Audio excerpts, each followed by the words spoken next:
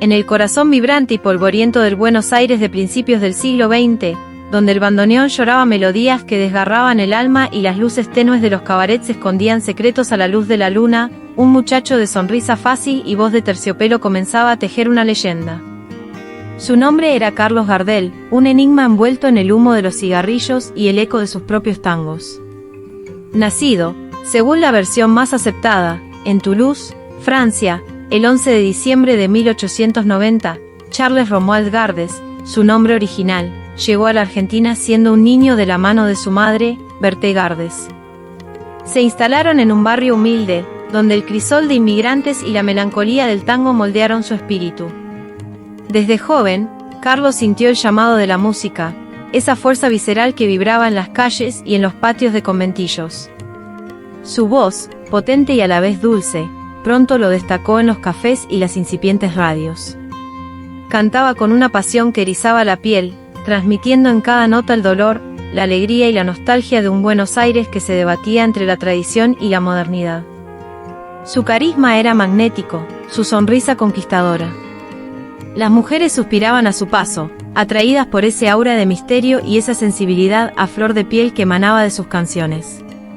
Y así, entre melodías que hablaban de amores perdidos y esperanzas renovadas, la vida sentimental de Gardel comenzó a despertar la curiosidad del público. Se le atribuían romances fugaces, encuentros apasionados en la penumbra de los teatros y los estudios de grabación. Pero una mujer, en particular, parecía haber tocado una fibra profunda en el corazón del zorzal criollo. Su nombre era Isabel del Valle. Se conocieron en 1921. Ella, una joven de apenas 14 años, él, un hombre de 31 en la plenitud de su talento y su atractivo. La diferencia de edad no fue un obstáculo para que surgiera un vínculo intenso y discreto. Cartas que se conservan revelan un afecto genuino, un anhelo de compartir la vida. Se hablaba de planes de matrimonio, de un futuro juntos. Isabel se convirtió en un secreto a voces, la musa silenciosa que inspiraba algunas de sus canciones más sentidas.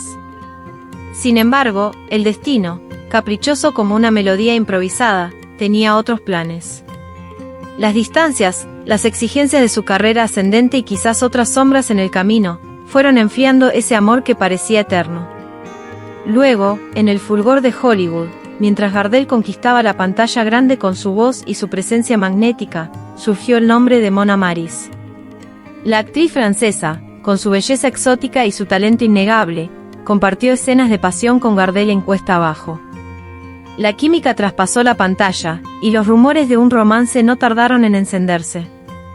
Se les veía juntos, cómplices, en los sets de filmación y en las fiestas de la meca del cine. Pero al igual que una escena que se desvanece al final de la película, este romance, si existió, nunca se confirmó abiertamente, dejando tras de sí un halo de misterio y seducción. En los rincones más íntimos de su vida, se mencionaba también a Madame Jean, la dueña de una pensión francesa en Buenos Aires. Una mujer que lo había conocido antes de la fama, en los años formativos, cuando Gardel aún era un joven soñador con una voz prometedora. Algunos susurraban que esa relación había sido profunda y duradera, un refugio en medio de la vorágine de su carrera. Pero entre los aplausos ensordecedores y los flashes de las cámaras, un velo de enigma cubría también la esfera más íntima de Gardel. Comenzaron a circular rumores, susurros que hablaban de una posible homosexualidad o bisexualidad. Su estrecha relación con hombres de su círculo cercano, como su inseparable representante Armando de Fino y su brillante letrista Alfredo Lepera, alimentaban estas especulaciones.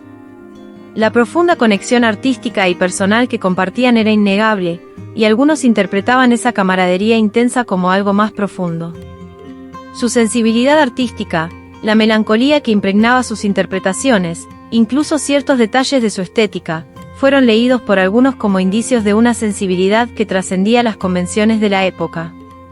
En un Buenos Aires donde la homosexualidad era un tabú, un secreto a voces, la posibilidad de que Gardel hubiera vivido su afectividad de manera discreta no parecía descabellada. Sin embargo, la verdad se escurría entre los dedos como arena. No existían pruebas fehacientes, cartas reveladoras o testimonios irrefutables que confirmaran estas teorías. La imagen pública de Gardel, cuidadosamente construida, Lo presentaba como el galán criollo, el ídolo de las mujeres, el cantor de amores apasionados y desengaños. El 24 de junio de 1935, en un fatídico accidente aéreo en Medellín, Colombia, la voz de Gardel se apagó para siempre, dejando un vacío imborrable en el corazón de millones. Con él se fueron también muchos de sus secretos, sus amores silenciados, las verdades que quizás nunca se revelarán.